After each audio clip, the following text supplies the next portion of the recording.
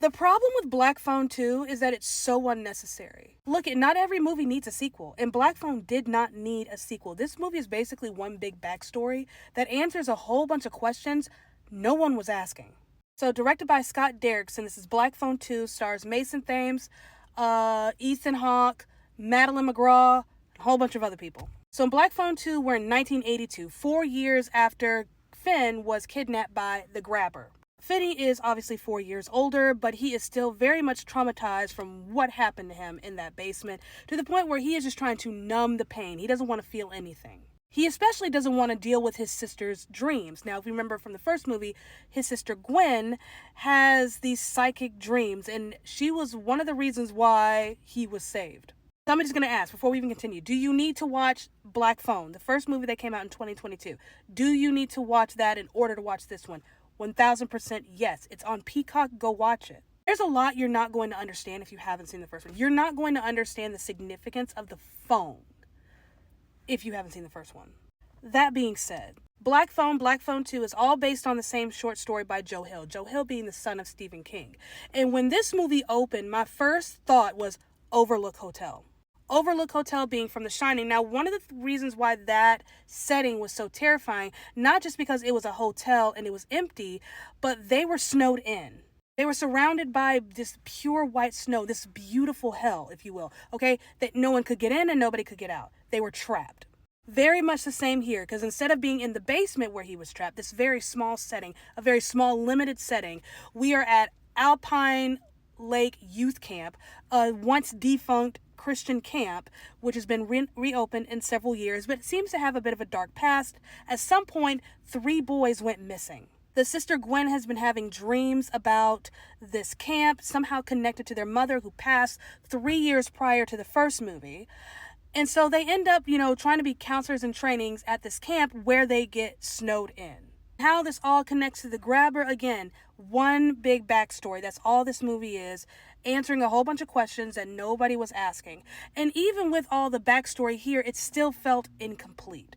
We also lose the significance of the phone in this movie, because if you remember, the phone just sat on the wall in the basement, and the phone, to me, felt like a character all by itself, but also an extension of the Grabber's character, this piece of cruelty, because he has these boys in the basement, right? Soundproof. Can't nobody hear them scream. No one's coming for help, but there's a phone on the wall, and the phone doesn't work.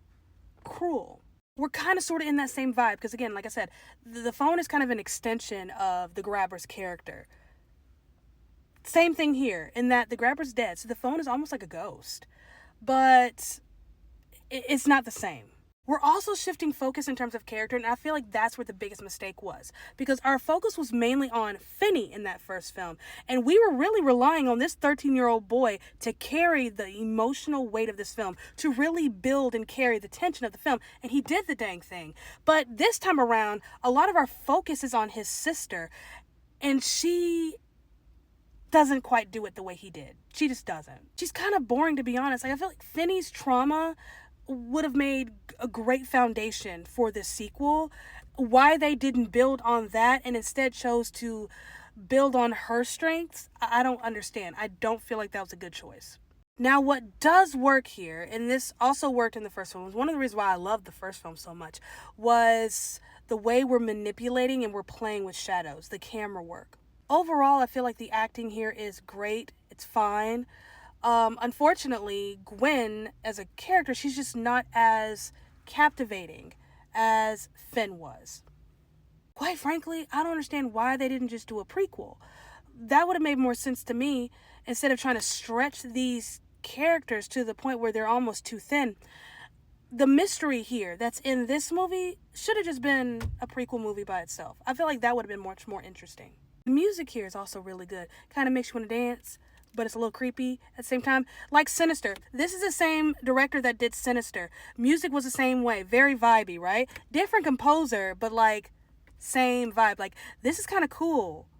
But also, I don't want to sleep with the light off. Thinking about like all the horror movie scores and how some of them are like genuinely terrifying, but nothing will ever be more terrifying than Tiptoe Through the Tulips. A solid 6 out of 10. There's so much more I could say here. It's not bad. It's not bad. It's just a little on the boring side and unnecessary. But it's not bad. I enjoy, like, again, I would watch this again. But like, did we need this? No. No, this was not needed. No.